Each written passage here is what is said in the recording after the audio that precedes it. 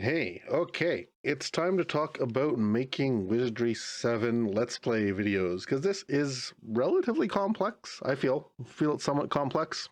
Okay, so usually if somebody is going to be recording gameplay of some sort of computer game, they will do something like they will set up an OBS profile where OBS being the open broadcasting software, I think is what it is, uh, and they'll record a screen, they'll dump it to a file, they'll maybe, I don't know, wave their hands at it, do some sort of like editing to clips or whatever, trying to make some sort of interesting story out of whatever they're doing. Anyways, so that is something that I have attempted to do with that little Wizardry 7 series that I have been working on. And one of the technical details that I have had to deal with is that Wizardry 7 is, of course, it's quite an old game. I'm not able to run it full screen. I have the Wizardry 7 Creator of the Dark Savant install from Steam, okay? And I have found that the Steam installation and platform for running it is actually the best implementation of any. I tried setting it up on my own. I eventually just gave up and went with what they'd set up. They're using a customized version of DOSBox. So here, I'll just start the client. And it will start playing. Okay, we're not going to actually listen to this. So just press escape and it should shut up in a second. All right. Thank you. All right, so here is my client, and this is how I would load up and play the game. Okay, to record gameplay, I can simply just record this window. Now, due to a limitation of DOSBox, I'm not able to run this in a 16:9 windowed resolution. This is in fact in a 16:10 resolution. Now, of course, the original game was in a 4:3. I am skewing it slightly. I don't think the visual distortion is all that bad with this game. I actually kind of prefer the widescreen stretched appearance. I don't think that's valid for other games. This one, I think you can get away with it. Just the user interface is okay if you morph it through stretching. DOSBox does not have a 16:9 mechanism for stretching. I don't know why it is that they don't, but they simply don't. If I was to open up the configuration file, I could show you it doesn't work. 16:10 is as good as it gets for this. I have two things being recorded. I have my game environment. This is 16:10.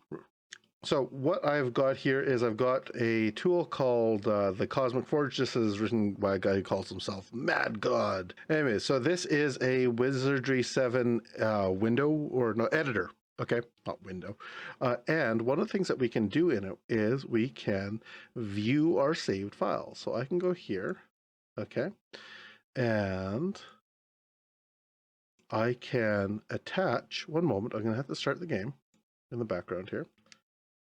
Let's load that. Okay, so here we are, we're in the dungeon. This is where the most recent Let's Play instance finishes off. And I can attach, if I go here, open, yeah, attach to the running game with this tool. And this will connect to the DOSBox instance that's running, and it'll actually give me like real-time updates about how the gameplay is going. Here we have the save file viewer, and this is just, I can look at, you know, things I've got and characters that are left. It's not important. This is kind of a bit cheaty. It's not all that relevant. But the most important thing it has is it has a map. Okay, so if I go to the world viewer, here you can see I've got a map, and this is where my party is. And this is what I am extracting into my gameplay videos, okay? And I'm doing a little bit of work in DaVinci Resolve and other tools. Anyways, I'm going to show that in a moment. You can see I have the map is appended to the edge of the video. Now, in a perfect world, I think this is a very hackish way of doing this. Ideally, I would like to encode the map part of this video to an entirely separate stream that's encoded into the file. So there's like two simultaneous video streams, and I could like mux one out or whatever. as it is, my data or my video file when I record this has my gameplay. Here's the gameplay, and it has the map. And this entire image gets recorded to one screen or one video stream. Okay, and of course that doesn't make a lot of sense to view. So if I go down here to processed, hold on. What we get is video that looks an awful lot like this. All right. Pause it, or I'll even maximize it here. Now, here's the video. This is the 16 by 10 aspect ratio with this map element down in the corner. And of course, if I was to just put that up on YouTube, that would look really, really dumb. So I don't. Okay, so what am I doing? Okay, so you can do this entirely inside of DaVinci Resolve, or I presume any editor really, where you can cut it apart on the fly and resample and stretch things out. You can do that all on the fly.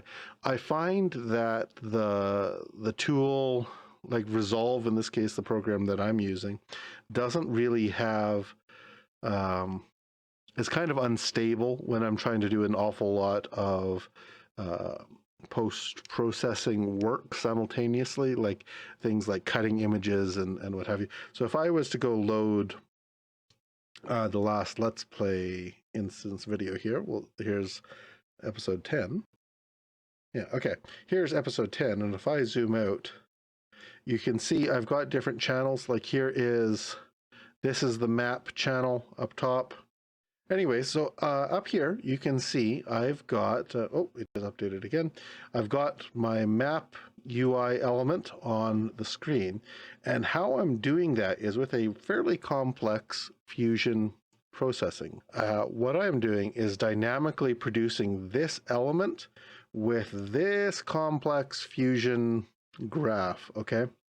Where I'm cropping out the map element and I'm applying some sort of like compassy thing to it. Anyway, so this is all done dynamically, okay? And my experience is that this is quite a lot of work for the computer. Yeah, it's a lot of work. The computer struggles quite a bit doing this and resampling everything in the background. Perhaps a more powerful computer wouldn't have that issue. Mine does. It's just the nature of the computer I've got. All right, now, the other thing you'll see is that this video here is also, in the background, it's also been resampled now to a 16 by 9 aspect ratio. So this gives a little insight into what I've been doing so far. Next time I'm going to take a look at using the FFMPEG video processing tool to pre-render some data. Specifically, I want to take some of the work off of Fusion. I find Fusion can't handle it in my environment. It's a little bit too much work for it. And yeah, I think that doing it in a more stable environment like FFmpeg is the way to go. So I'll show you what I'm going to do for that. It should be pretty good. We're going to slice and dice and edit some videos, do a little bit of audio processing. Be cool. See you then.